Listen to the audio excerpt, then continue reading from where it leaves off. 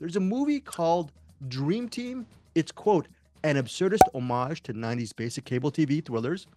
It follows the episodic escapades of two hot, yes, that's what they said in this description, two hot West Coast Interpol agents, played by Esther Garrel and Alex Zhang Hungtai. They uncover an international interspecies mystery involving psychic coral, a sexually suggestive scientist, and an invisible coworker with a very vindictive streak. Movie directed by Lev Kalman and Whitney Horn. It was shot on 16 millimeter. The 16 millimeter film opens Friday, November 15th, specifically at New York City's Metrograph or Metrograph NYC. Yes, we do cover a lot of indie driven projects, mainly indie driven projects over at CinemAddicts. Eric, you were the kind person to give Dream Team a shot.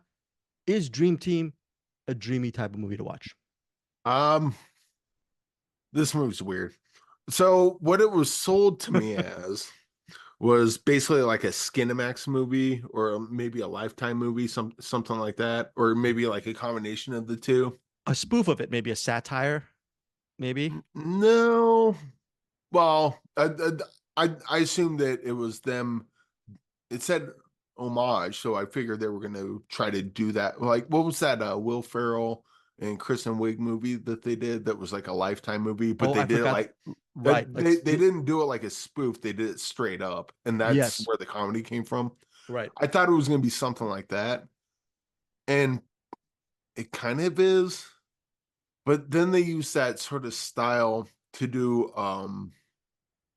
uh what's the word? Like they say absurdist, but I think it's more like they use that style to do a bunch of like weird kind of sort of montages or not really montages, but like establishing shots. And so it kind of becomes almost dreamlike or like perhaps like a David Lynch movie at some points. So what's the word? Not absurdist, but the Surreal. surrealist. There you Yeah. go. Yeah. There's a lot of that in here. Okay. Um, with so the story is sort of a murder mystery, but the murder mystery involves killer coral. Um, and it's also broken up into like air quote episodes, because this is like supposed to be uh a bridge version of this TV show that you're watching, and you're watching like 8 episodes of it, which I guess isn't really an homage because if it's 90s, there's not going to be 8 episodes. It's probably going to be like 20 30. or 30 Right. of them. Yeah, but I mean, it's an hour and a half long movie thereabouts, so you're not going to get 30 episodes in there. But they break them up into episodes, and this movie's weird. This movie's weird, almost impossible to describe. Kind of similar to Drive Back, trying to describe that area that they're driving through, and it's not a time loop, but it kind of is, but sort of not.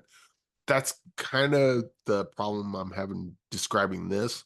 I will say that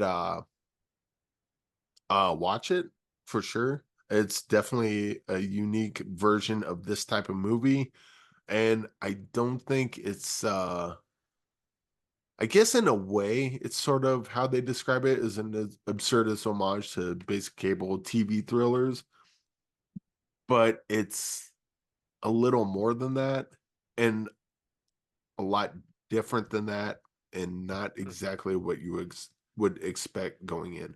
Now, the absurdism is there because a lot of it is, I mean, you got Killer Coral, that's pretty absurd. The way the characters act and interact with each other, they definitely lean into that sort of aesthetic. But then it's the surrealist aspect of it that kind of, I don't know if I want to say elevates it, but makes it different than what I thought it was going to be. This is a very interesting movie. I don't know who's going to like it. There's going to be people that watch this and absolutely hate it, and I get that. But there are also going to be people that watch it just kind of leaning, going, what the hell is this thing? And then Mm. um that's about all I got on it. Well, I've been talking a while about watching a movie after eating some portobello mushrooms. I think this is a movie. And I already watched it sober, so I mean, I would be sober eating portobello mushrooms, but I think this is a movie I need to go back to and do another review on it after after a meal of mushrooms. We'll eat some mushrooms and see what I come up with. But as it is right now, uh this movie is crazy, very unique, and look forward to watching it again. Sounds like a positive review. Final, what is your rating on Dream Team? And by the way, what do you think people will get from watching it on the big screen? We were talking earlier about watching on your iPhone or your iPad and the difference thereof. But what do you think? What would happen if you Oh, saw what this in the like watching big this screen? in theaters? Yeah. You're gonna get something similar to if you saw Mother in theaters. Now, Dream Team and Mother are completely different types of movies, Hmm. but I mean that in the sense that when I saw Mother in theaters, when I loved it, and when I walked out, I got to listen to everyone going, "What the hell was that? What movie did he bring me to? What the hell?" Like, and then there was like the odd person here. There's like, "That was weird. That was awesome. Let's go watch that again tomorrow." The and so Dream Team's kind of in that same thing. You're gonna if you watch it in theaters, um, I don't know if you're gonna get much more or less just watching it on the big screen, but you are going to get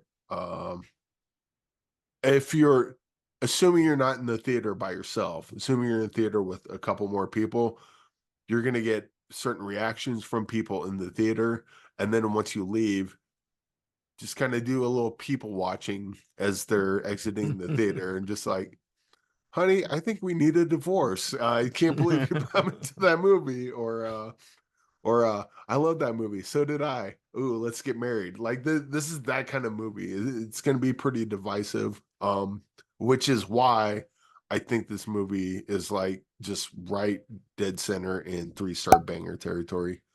Okay. This is a movie you're gonna watch this and you're gonna be like, hell yeah, give me more of this.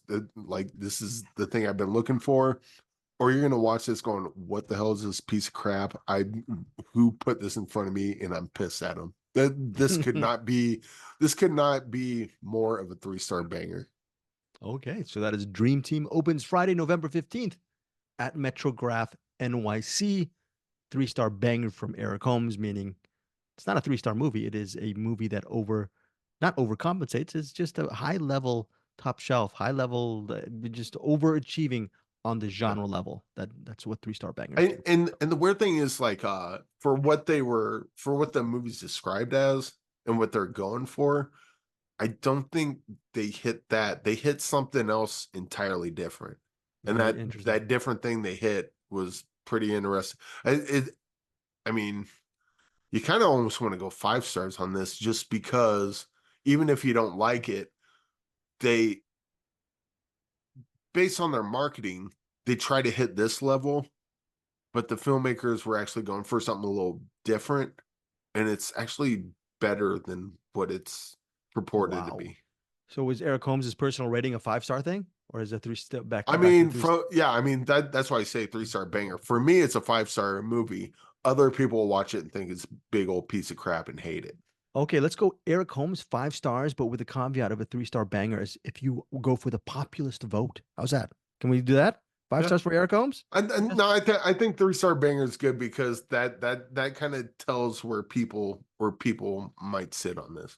Okay. If you're in for different and absurd and surreal and interesting, you're going to be in for this. If you just want to just watch a movie, just something comforting or something this is not that movie at all. Stay away from this. Okay. So Eric's rating is three-star banger. That's your Yeah, rating. Okay, yeah. cool. You know, with a 5 star and 10. It's kind of the Eric's rating was almost as weird as Dream Team. I don't know. Maybe I'll get to seeing this again. Directed by Lev Kalman and Whitney Horn. By the way, Esther Garrel, who's one of the agents, she was the main love interest in this movie called Call Me by Your Name some years back. So just very interesting movie fact regarding that.